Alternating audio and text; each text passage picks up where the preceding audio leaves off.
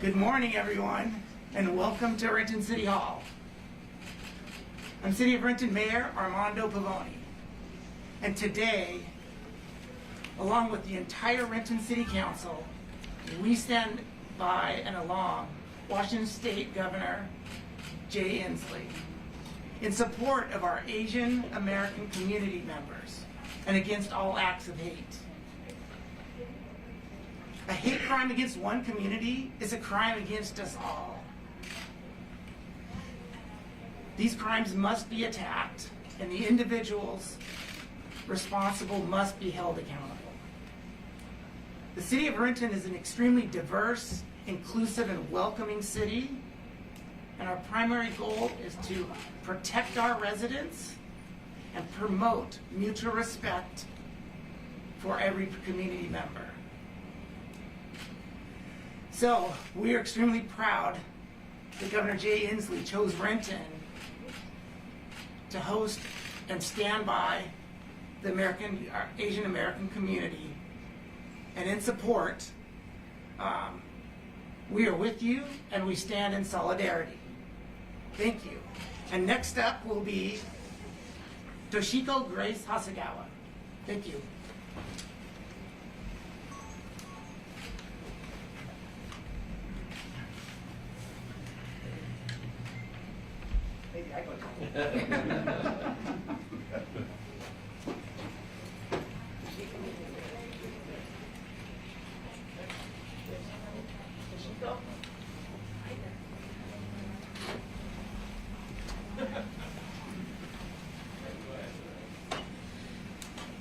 Good morning.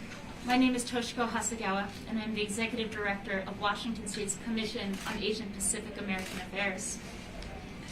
And I'm a new mom. I gave birth to my daughter during the pandemic, a mixed-race Asian girl who has the expanse of the whole universe behind her eyes. What goodness will she know? What people will she meet? What decency will she inspire? I have a tall wish list for the type of world I wish to see for her. But today, on my first day back from maternity leave, here we gather because the acts of hate and violence have once again struck the soul of our country. Members of the public are not just afraid. They are angry. They want justice. They want to feel safe when they walk the streets, and they want accountability for hate speech. They want offenders of bias-motivated hate crimes brought to justice. Anti-Asian sentiment has always existed, but has only intensified since the outbreak of COVID-19 because of anti-immigrant, anti-Chinese, and pro-white supremacist rhetoric stoked as part of a political platform. Consequently, the alarming incidence of violence against Asians that we see today is consistent with the growth of hate crimes targeting communities of color that we have observed statewide for the past 5 years. As we collectively grieve as a community, united, we name out loud that discrimination, hate, and violence have been culturally, politically, and structurally supported throughout American history and continues today. The seeds of hate were intentionally sown and watered, and we must weed them out. CAPA stands strong in its resolve to challenge systems that uphold the exploitation and victimization of vulnerable people.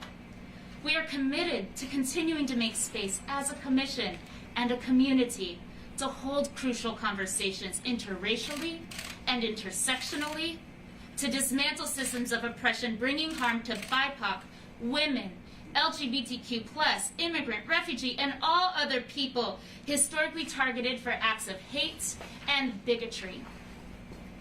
And, importantly, we stand proud as people of Asian ancestry, whose communities have enriched this state's history, our economy, and our culture for generations.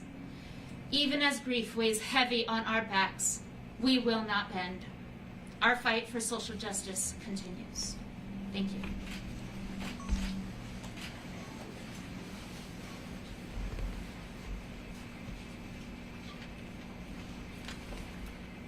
Good morning. My name is Sharon Tomico Santos. I am a state representative from the 37th Legislative District, which is inclusive of Seattle's Chinatown International District. Before I begin, I want to acknowledge that we are here in the aftermath of a great American tragedy where we witnessed the murder of 8 people, 6 of whom are Asian women. And before I begin with the rest of my statement, it's important that we invite their spirits and their names into this space. Sung Chung Park, age 74. Hyung Jung Grant, age 51. Sun Cha Kim, age 69. Young Yu, age 63. Delana Ashley Young, age 33. Paul Andre Michaels, age 54. Chao Ji Tan, age 49. And Dao Yu Feng, age 44. It is important that we call their names into this space to ensure that this is not a one moment in time recollection. Because the fact is, anti-Asian violence, anti-Asian bias, and xenophobia have been with us in this country for centuries.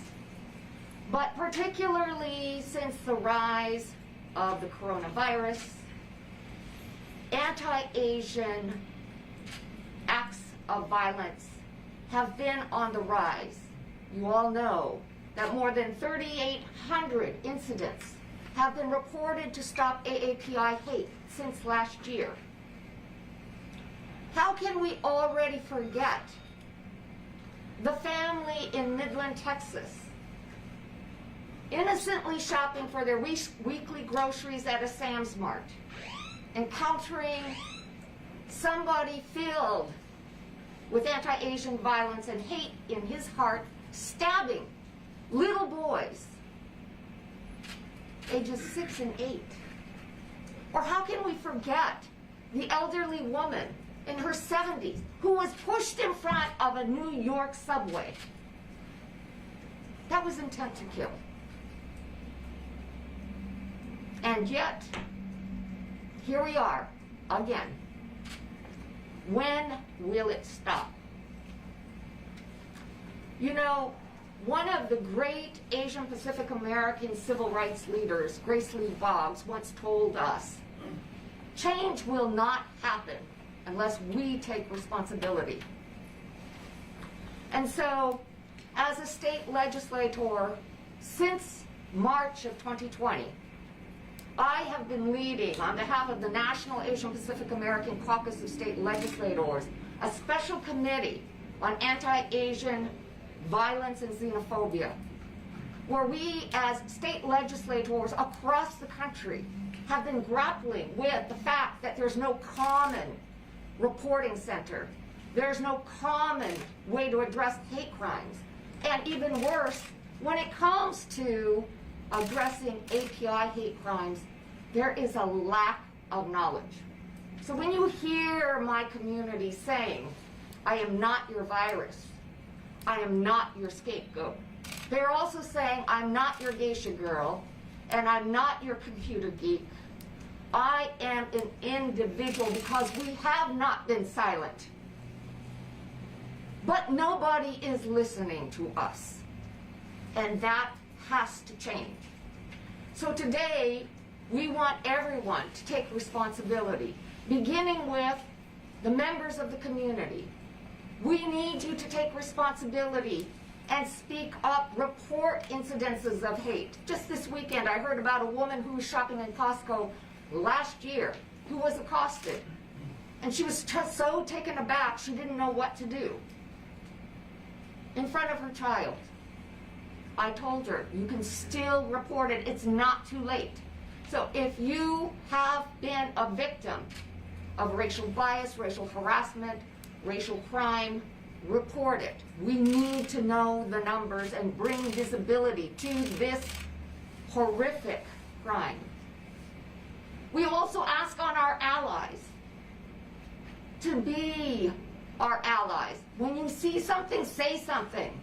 Stand up, because these cowards are preying on people that they perceive as vulnerable, women and elderly. Take bystander training. As my good friend, the executive director of CAPA just mentioned, we also have to deal with our own internal biases amongst our communities. I feel so fortunate to have been the widow of one of the Gang of Four who taught us here in this region, no other place in the country has the same model of multicultural coalition building and action and activism. We can do that again. Thirdly, I call on all of our public policy makers, elected and non-elected.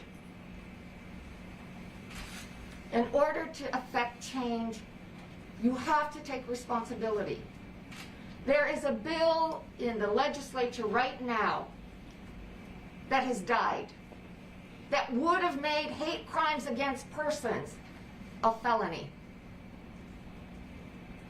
So, there is a hate crime that can be charged if it's against a building. But if it's against any one of you or any one of your families because of perceived racial, ethnic, gender, religious, homophobic perceptions, it's not going to be charged as a hate crime felony. Public officials, we need to change that.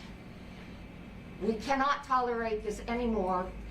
And today, we stand up for the 8 women who came here mostly as, they're not all women, 8 victims, but the women who came here as immigrants, who worked hard, one of whom has a connection to our region, having raised her boys here before she relocated them across the country. Let us recommit to saying we will make the change, we will be the change, and we will take responsibility. Thank you very much.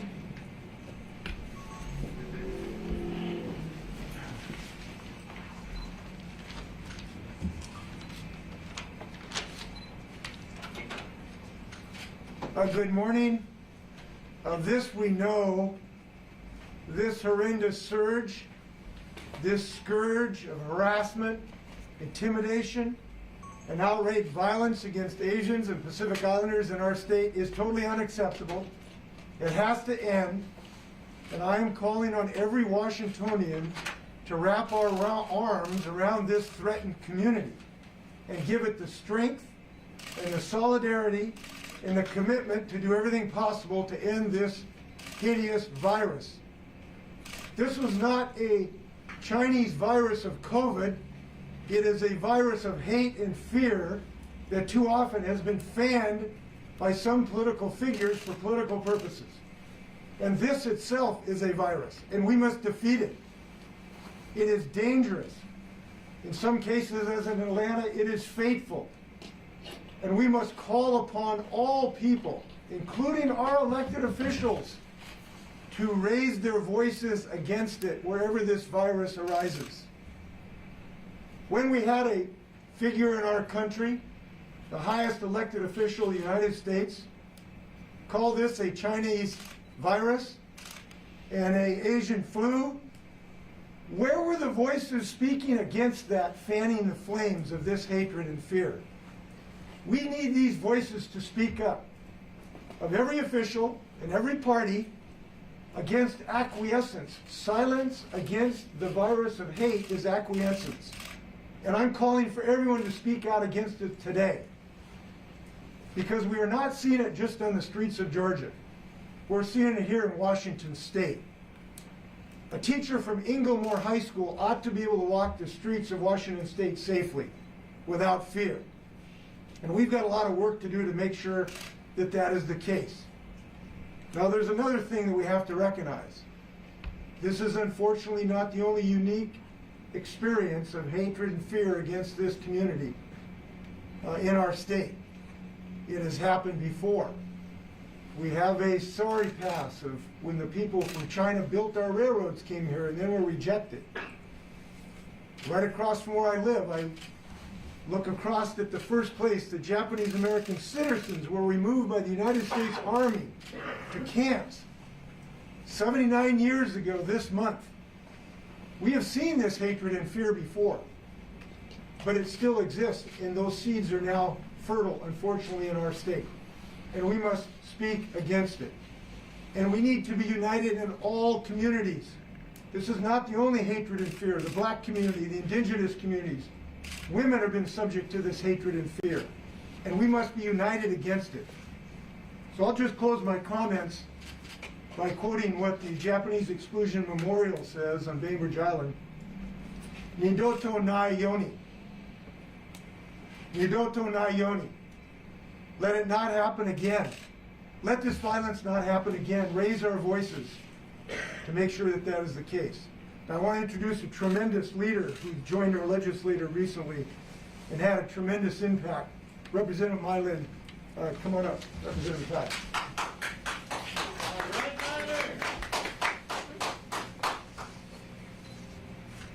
Thank you to all the speakers who spoke before me. Thank you, Governor Inslee, for being the leaders that we needed you at this point in time.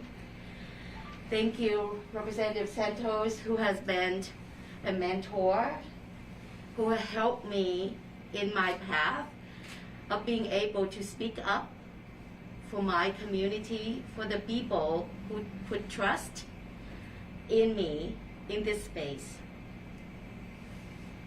I am grieving with my Asian American community. From the brutal act of hate in Atlanta to the increasing attack here in King County. This rise of anti-Asian violence is a continuation of xenophobia Asian Americans have experienced throughout our history. In the last year, Washington ranked third highest in the nation of reporting hate crime targeting Asian Americans.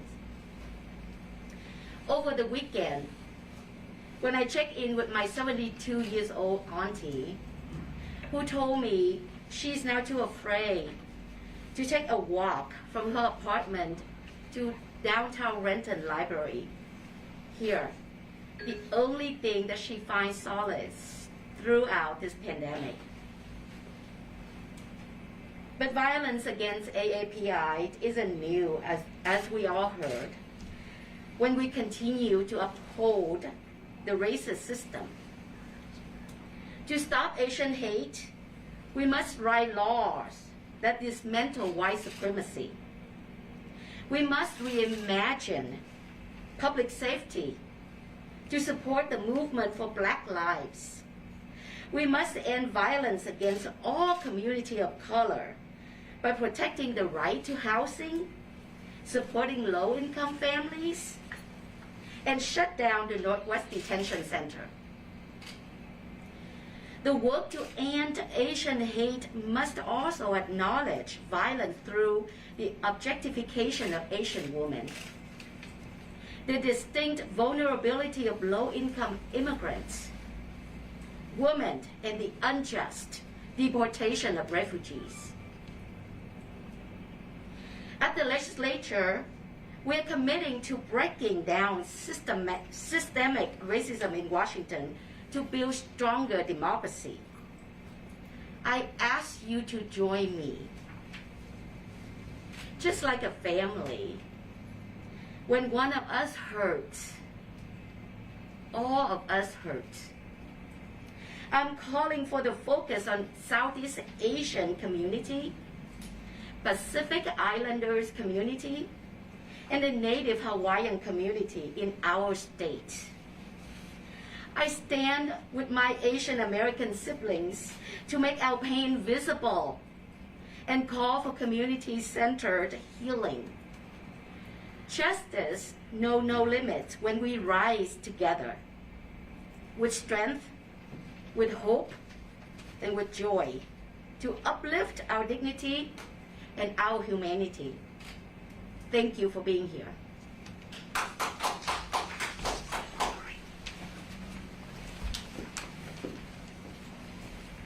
Thank you, Representative Tai, and thank you all for being here today. I'm King County Executive Dow Constantine. Thank you for joining in the effort to call out the scourge of white supremacy that has, from its very beginning, plagued our country. We all know the struggle over the last year in the pandemic has taken a toll on everyone in our community.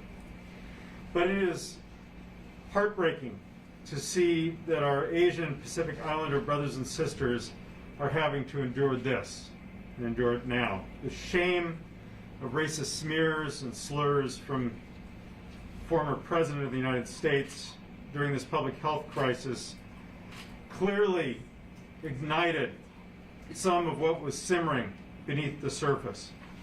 It made the systemic inequities and discrimination worse and helped fuel the rise of hate that we're seeing in this community and across the nation today. White supremacy and hate cannot be tolerated in King County, in Washington State, anywhere in the United States of America.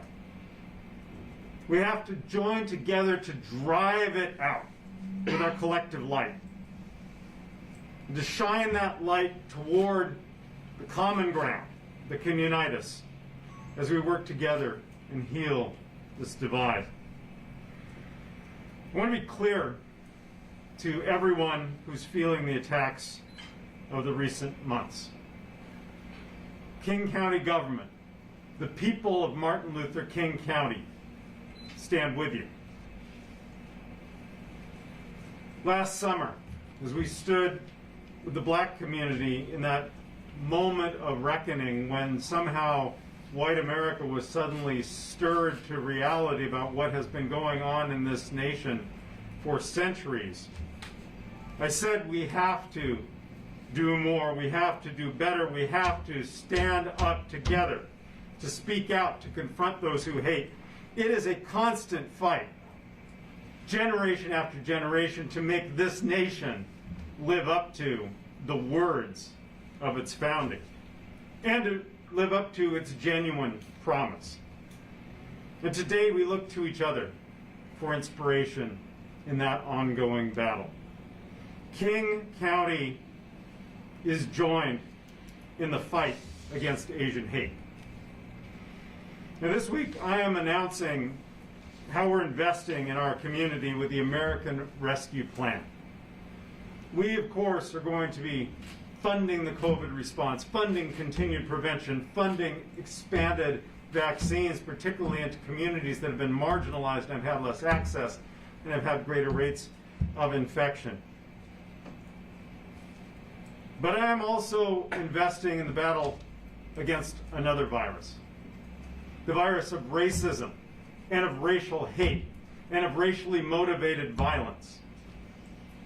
Today I'm announcing the first part of our rescue plan funding, where we will provide $5 million in grants to community-based organizations to increase funding for anti-hate and bias response and to support the Coalition Against Hate and Bias. That is a coalition of 8 organizations, some of which are coalitions themselves, who reach out to the community, who collect the reports, the incidents of hate and hate-based violence, who shine a light on what is going on in the community, because we know that through education and visibility, we can help deter that violence and that hate. That will also include grants, thank you. That will also include grants to ethnic media, because we need to be able to communicate. It's not enough just to know what's going on, we have to be able to tell the people. And we're going to have that media available in many languages to help educate the public about racism as a public health crisis, which I and Public Health Director Patty Hayes declared in King County last year. We want people to be able to understand how to join in the battle against racism through a public health approach. I'll be announcing much more about our plans for the American Rescue Plan later this week, but I want you to know that King County is using this opportunity, is using this moment to invest more deeply in community. Building an anti-racist government is not easy. Building an anti-racist institution, public or private, takes an enormous amount of work and reflection and the willingness to be vulnerable. But the investments and the accountability and the work ahead, difficult as they may be, are work that has to be done. Work that we have to do, and we have to do together. King County is a place where all are welcome, a place where we are determined that every person will have the opportunity to thrive. That is our true north. That is the goal toward which we are driving. This must be a place where every person can live their life free of hate and free from violence. We will not let the tyranny of hate stand unchallenged. And all of us here today want to show the strength of this incredibly diverse and intertwined community. We, and when I say we, I really mostly mean white people, must embrace the humanity and the value of every person, every neighbor, every family member, every person in this nation. When hate and violence affects one of us, it affects all of us. And all of us are here together to call for an end to hate and to move this nation forward. It's now my pleasure to hand it over to one of our hosts today, Renton City Council member, Kim Kan-Van.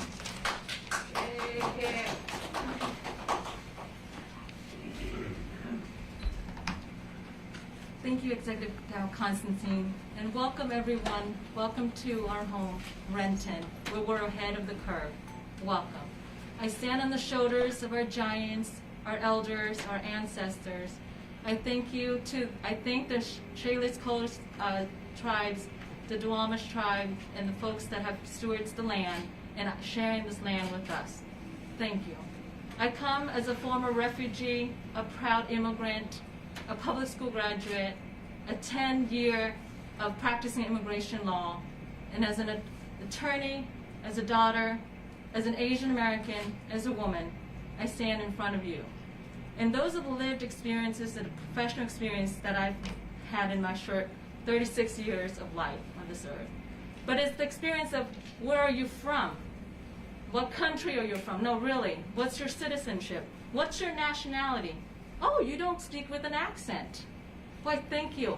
Thank you, my friends, my community members. That's how I come into the space. And when I hear stories of the kindergartner in our school district getting called your Chinese virus because your parents are from China, even though you're born here. When I hear a black community member in Renton, just across the way on Grady Way, getting pulled, getting a gun pointed at her because she's black, driving while black. When I see our elders across the nation getting slammed at the pavements and die, and the murder of the 6 Asian American women who got just tragically their life had taken away from them, and from our families, our loved ones across the nation. I grieved with you all. I grieved with our Asian American Pacific Islanders community. I grieved with our community, our American community, because the Asian American experience is the American experience. And that as we grieve, we all grieve. We don't grieve alone. And as the executive mentioned, the King County Equity and Social Justice Office of Social Injustice, the Coalition in King County Anti-Hate and Bias that had started last year. I was a volunteer because at the onset of the COVID-19 pandemic, we were called Chinese virus. We were called this. We were called Kung Flu. I didn't like that. And I don't think that's wrong to say. I'm just as American as everyone else. Why is the kindergartner being called that? So I volunteer my time because I understand it's a regional issue. It is an American issue that my neighbors should not be grieving. And up until now, as my volunteer time with community members like in CISC, which is Chinese Information Service Center, with East Side for All, we have United Indians of All Tribe Foundation in there, Vietnamese American community of Seattle, Snohomish, King counties. We've documented regionally of at least 400 cases, but remember, what about the untold stories? The untold stories of the little ones, of our veterans, of our seniors. We are not just here just to survive. We are here to thrive. And this is, for us collectively, our collective American experience. And I ask of you that not that we only drive out Asian hate, we drive out white supremacy. We drive out the individualistic ideology of our Western society and really learn that collectively we can do more, that we are stronger together, that we are definitely stronger together. And as we speak here with this press conference, 11 miles away in the Chinatown International District, there are folks holding vigils for those 6 Asian Americans' lost lives. And I ask you to remember of them. And remember of our elders being slammed to the pavements. And I ask you to volunteer, to speak up, to speak out. And as of those who are elected officials in this room and abroad, across our nation, I ask you to share in this American experience with us. Whether you're AAPI, whether you're BIPOC, non-BIPOC, because this is an American experience. And that as electeds, we are having the seat of the dais, that we need to speak up, speak out, pass policies, legislation, laws that do matter to our community. Make sure that it's community-based solutions. Make sure that you understand the experience, even if you don't have the lived experience. Reach out. That's the least you can do. But when you denounce hate, don't denounce it broadly. If it's affecting a certain community, make sure you understand that you mention that community in there. Just that one word, AAPI, means a lot. So I ask you all, through compassion, accountability, and centering community, that we move forward and heal, but we cannot heal without accountability. And I have hope for us in Renton, in King County, and as a nation. So thank you, my neighbors. Thank you, friends. I will be introducing Tanya Wu, a community leader, and she'll be speaking of her projects and the things that they've done in Chinatown, Seattle. Thank you.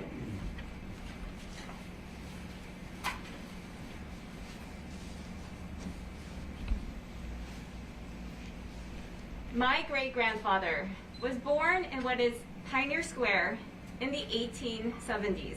My family came to work on the railroad.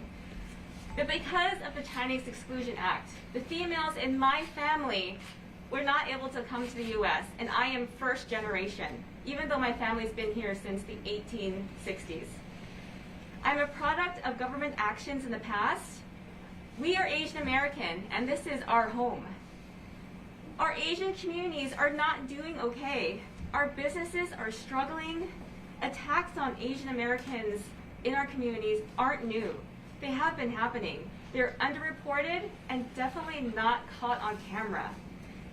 The Chinatown International District houses about 1,000 vulnerable seniors. And these seniors don't feel like it's safe to come out of their homes after 4 p.m. Violence against Asian Americans, especially our elderly, has to stop. Standing up here are the young adults leading this movement. They are the leaders of the Asian American Pacific Islander Against Hate. We denounce acts of violence against Asian Americans and Pacific Islanders. Amidst this current surge of hate crimes and incidents, we are a coalition of nonprofits, community leaders, individuals, and young scholars combating hate, bias, and systemic racism against our communities. We are based in King County. We are led by these youth and supported by elders, aunties, and uncles in the community. We are an intergenerational movement among AAPI community members. So these youth are fighting a pandemic of hate. This group was created to raise awareness about hate and bias in our local communities. We believe survivors and urge them to please report if something has happened to them. We want to work with our elected officials and together co-create community-based solutions to public safety. We will hold these officials accountable. And this past week, these amazing young adults have been holding rallies every day in different cities in King County, and these rallies will continue. So I am one of the supporting members of this coalition. I am with the Chinatown International District Night Watch. We are a group of volunteers that had come together early June after a devastating wave of rioters and looters went through our community. We patrol the streets of Little Saigon, Chinatown, and Little Japantown every single night. We are a community-based initiative that started as an alternative to maximum force policing. We've broken up fights.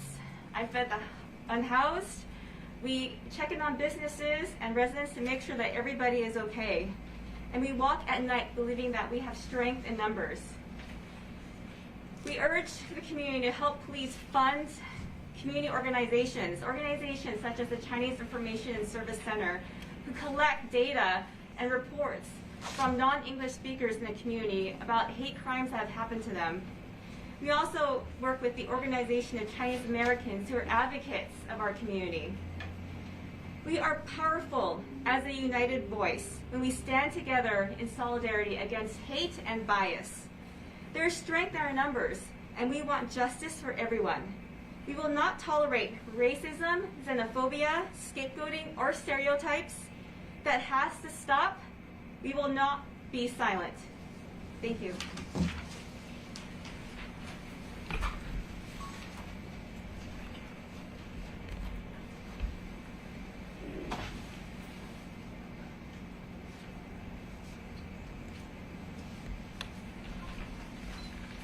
Good morning.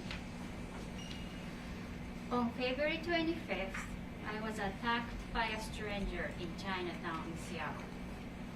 He followed me and struck me in the face with what looked like a rock in a sock.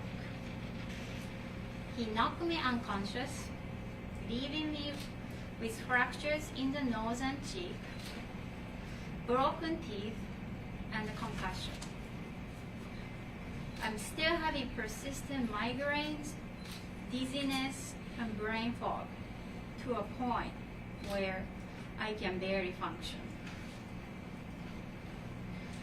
However, all of this pain was nothing compared to what came next. There is an arraignment hearing happening as we speak, and the suspect will be charged with only 2 counts of second-degree assault, and not with first-degree assault or hate crime. In worst case, he could be freed after 12 to 14 months in prison, and could come back to Chinatown to attack more people. The prosecuting attorney's office's hesitancy and inability to prosecute this as a hate crime was much more hurtful than the attack itself. I have reasons to believe it was a hate crime. A non-Asian person came to a neighborhood known for its Asian population with a weapon already prepared, stood in a corner and waited for a victim to arrive. When they did, he went out of his way to avoid a non-Asian male in order to strike an Asian female and tried to walk away. If this is not a hate crime, then what is it? Even if he didn't say anything anti-Asian, his actions speak for themselves. Here I am, speaking as a survivor of a hate crime. Yet the legal system does not recognize my case as a hate crime. even more shocking is that even if he's charged with a hate crime, it does not add any more jail time to the sentence. What is the message here? Does the legal system have any real interest in protecting Asian American community from hate crimes? I do not think so. And I'm not the only one. I feel as if I was abused twice. First by the attacker, and second by the legal system.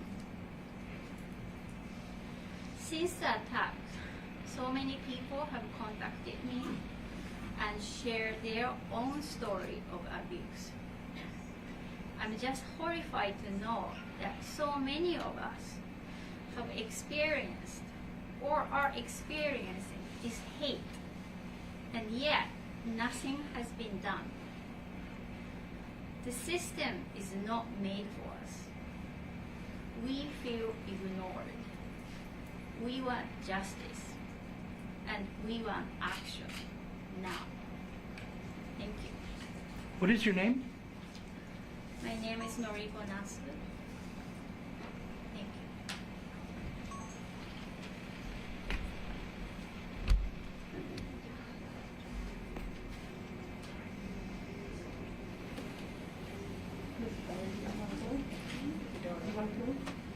I already went. Okay. Yeah. All right, so do you want to call everybody in for questions? Yes. For Q&A? If you want to come in, you can call them in. Sorry, Mr. Mayor. Yes.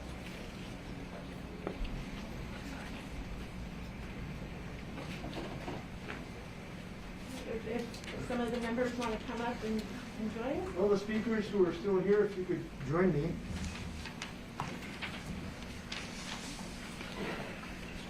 By the way, I don't know if Noriko introduced herself. Noriko Nasu is a educator at Inglemoor High School, and her most excellent daughter is going to graduate shortly from Ingram High School. So congratulations, and thank you for your powerful statement.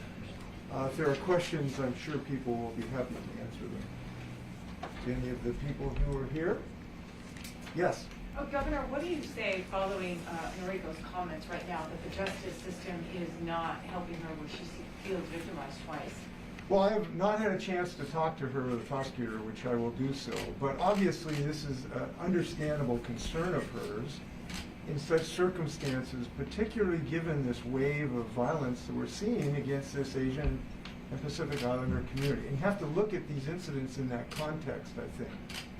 From the description I just heard, I would certainly have concerns, as she does, but I'm going to have to reserve judgment until I talk to the prosecutor and see what the situation is. But we have to understand that when you think about prosecutorial decisions around hate crimes, we have to understand that for 4 years, the ground has been sown with hate in this country, including Washington State. And that the seeds of that violence could just spring up everywhere. And we have to think about these in that context. And frankly, we're going to have to be on high alert against this hatred for years, because it doesn't just disappear with one election. It continues. And I think we have to judge prosecutorial decisions with that in mind. Are you supporting or furthering any current legislation in our state capital in order to make this more of a reality for people like Noriko?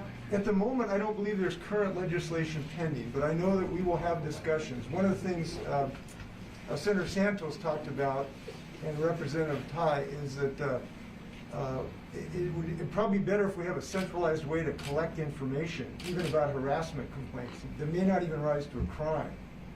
So I know there will be discussion about having some centralized system for complaint coordination, if you will. Governor? Yeah.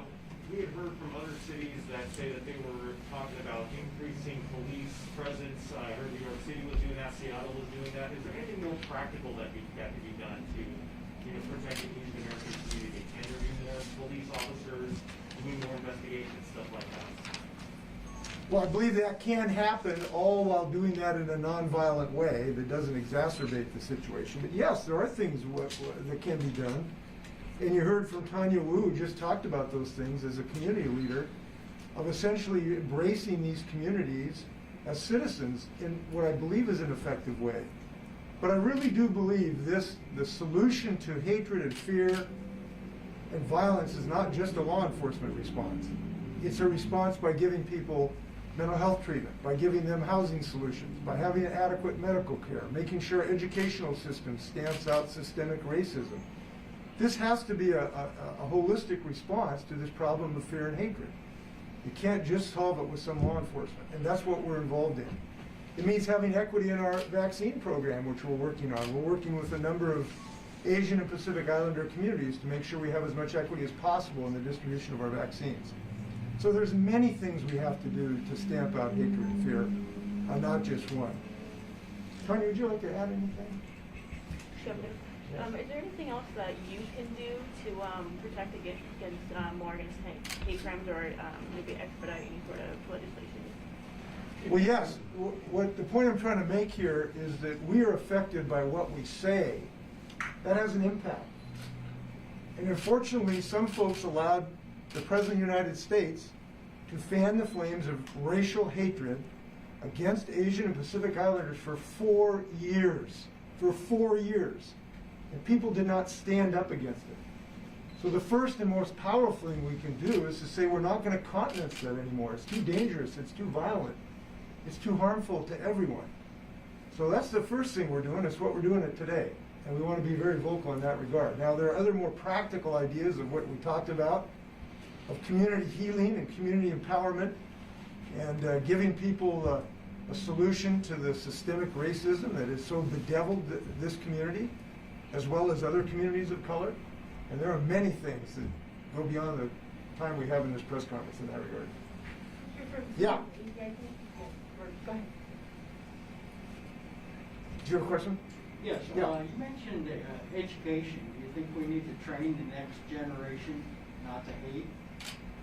Most definitely. And this is a powerful weapon against this virus of hate, and that is education. And I can tell you there's some really great education going on in our state. Our teachers are teaching social and emotional learning to be able to reduce anger and distrust of the other. It's a very powerful curriculum of social and emotional learning that's going on. I credit our educators for what they're doing today. We have to make sure it's available to every student in this regard. There's some from the Anybody else? API community. Anybody else? Anybody from the API media? I Yeah. have a question, Governor. So I just heard the speakers say, a group of 3 speakers say they're patrolling in the Chinatown in the international district.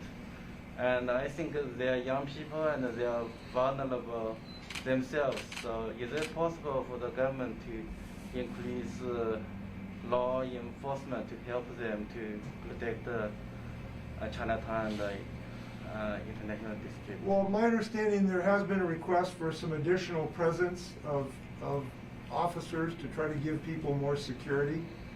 But I would reiterate that cannot be the only solution to this problem. As long as people fan the flames of hatred, that's not going to solve the problem. All of us have to embrace this community. All of us have to speak out against people who will fan the flames of racial intolerance. And that's something we have to do on a daily basis. And we're going to have to keep at it, because as I said, you don't wash away 4 years of this overnight. So we got more work to do. Thank Yeah. you.